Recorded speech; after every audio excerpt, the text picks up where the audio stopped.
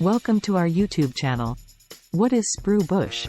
A sprue bush, also known as a sprue bushing or sprue nozzle, is a component used in the injection molding process.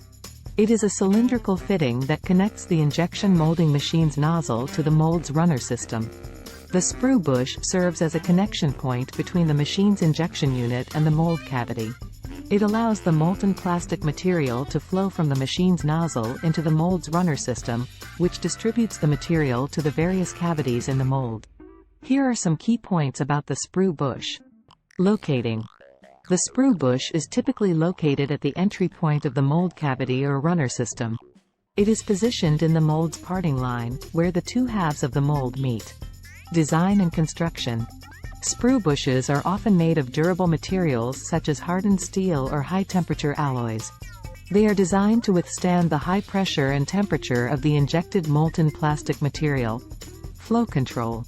The sprue bush can include features such as flow restrictors or gates to regulate the flow of plastic into the mold cavity. These features help ensure proper filling and prevent issues like overfilling or incomplete filling of the cavities.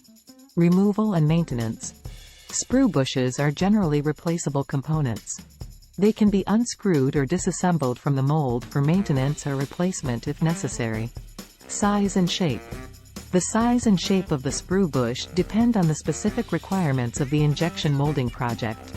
Factors such as the type of plastic material, part design, and desired flow characteristics influence the selection of an appropriate sprue bush.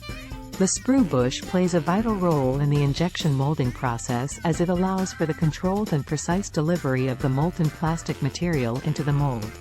It helps ensure proper filling of the cavities, minimizes material waste, and contributes to the overall quality of the molded parts. Thanks for watching.